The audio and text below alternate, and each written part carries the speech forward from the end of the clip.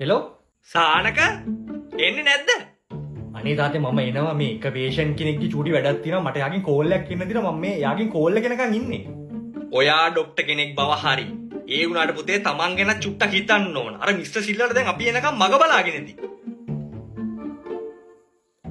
පොඩ්ඩකින් නෑ. ආයෙ පොඩ්ඩක් ඉන්නලු. ડોක්ටර් මම මේ පොඩි සමන්ත කතා කරන්නේ. උඹට දැන් කසාද හොයලා මට තිත්ත වෙලා තියෙන්නේ. තව විනාඩි 10ක් බලලා මම මිස්ටර් සිල්වර්ට කෝල් එකක් දානවා. අපි එන්නේ නැහැ කියලා කියන්න. හොඳේ? කියන්න. කියන්න? ඒ කියන්නේ උඹ එන්නේ නැත මනමාලිය බලන්න යන්න. කලින් දීපු බෙහෙත් වලට නම් ඒ තරම් ගුණයක් නෑනේ. මට හරියටම කියන්න මොකද්ද දැන් ඔයාට තියෙන අමාරුව කියලා. මට තියෙන අමාරුව? යකෝ මට තියෙන හැම තාත් එක්කම වගේ තියෙන දරුසෙන්හස කියන අමාරුව.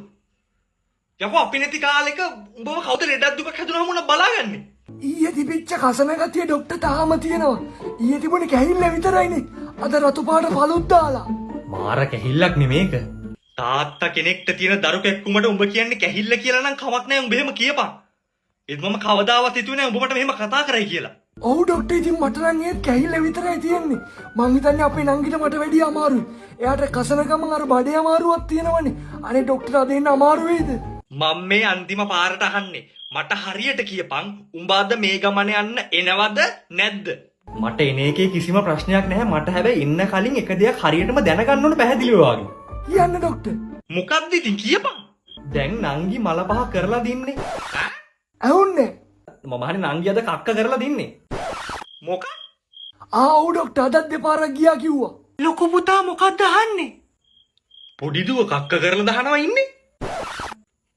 නංගි විතරක් නෙමෙයි යකෝ අපි තුන් දෙනාම කාලා බීලා ඇඳ පැළඳගෙන කක්ක කරලා ඉන්නේ මේ ගමන යන බලාගෙන උඹේ නක. මොන පාටින්ද ගිහිල්ලා තියෙන්නේ? මොනවද යකෝ මේ අහන්නේ? පාටේම වෙනසක් නෑලු ડોක්ටර්. සාමාන්‍ය පාටට ගිහිල්ලා තියෙන්නේ. ලේ පාටට ගිහිල්ලා එම නෑනේ නේ. ඈ බලන්න උඹ හිතුවද මේ ගෙදර මිනිසුත් එක මාත්‍රසිකලි යනවා කියලා උන්ගේ පාට බල බල ඉන්නේ? ලේ පාට වගේ. එහෙම නෑ. නෑ ડોක්ටර් එහෙම නෑ. අනේ ડોක්ටර් මට නම් නිකන් බයත් වගේ දැන් ඉතින්. කලබල වෙන්න හොඳ නෑ මේ වගේ වෙලාවට. නෑ අපිට කිසිම කලබලයක් නෑ. තෝ මුලින් වරින්කම් ගෙදර බොවද මං ගෙදරින් පන්නා. වරින්කම් බලන්න. අනිත් එක ડોක්ටර් මේ කලබල ඇස්සේ මගේ අතේ බැඳලා තිබිච්ච බැන්ඩේජ් එකක් බුරුල්ලලා වගේ. මුග්ගෙන් හරි නාඩගම් එක්ක මගේ සරමත් බුරුල් වුණා. බුරුල් වෙච්ච එක ඇත්තට හොඳයි. පුළුවන් නම් අත පොඩ්ඩක් ඇතුළට දාලා බලන්න කොහොමද දැනෙන්නේ කියලා. ඈ? Sacabou.